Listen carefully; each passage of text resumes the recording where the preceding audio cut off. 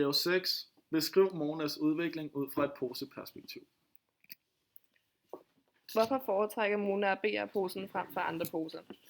Mona vælger BR-posen, fordi den har et pænt design. Ligeledes matcher den et af hendes tørklæder, på samme tid med at den tager det hårde af hendes læderjakke, som hun selv siger.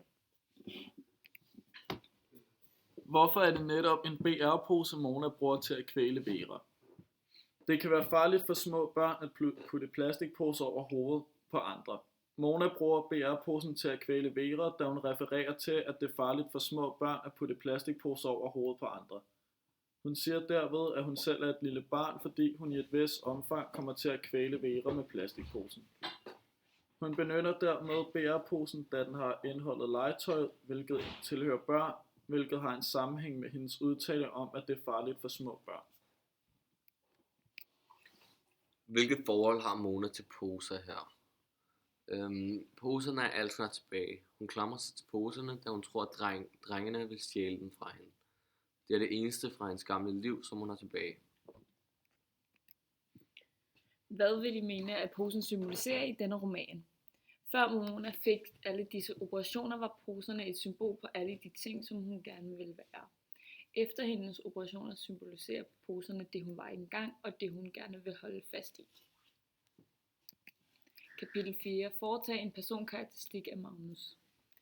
Han har fået ændret sit navn til Nemo fra Pedersen. Han er en stereotypisk hård mand, da han går i petroleum og dieseltøj, og han blev beskrevet som, han kunne sagtens være skovhugger eller bjergbestiger. Han ryger camo, han har skægstubbe, bakkenbarter og kort hår som stritter. Han virker restløs, siden han, quote, står altid og hænger op på en akavet måde.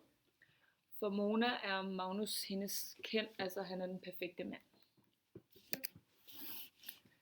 Hvordan kan forholdet til Magnus sammenlignes med myten om Narcissus? Mona føler sig selv perfekt, og da hun møder Magnus, ser hun på noget, som hun selv synes er perfekt.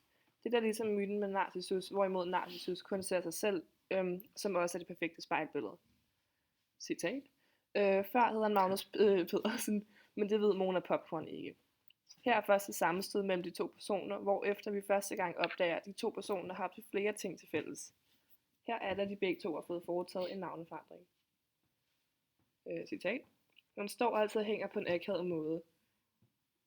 Det hænger sammen med hans store skræk, der ligesom Mona er kommet til at slå en kæmpe brud på et offentligt sted, eller i det hele taget, hvor der er andre til stede.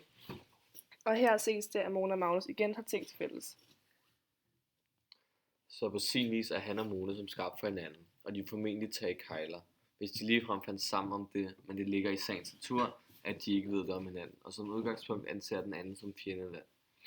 Her ses det, at Mona og Magnus ikke ser hinanden, men de er kun sammen, fordi de får hinanden til at se bedre ud.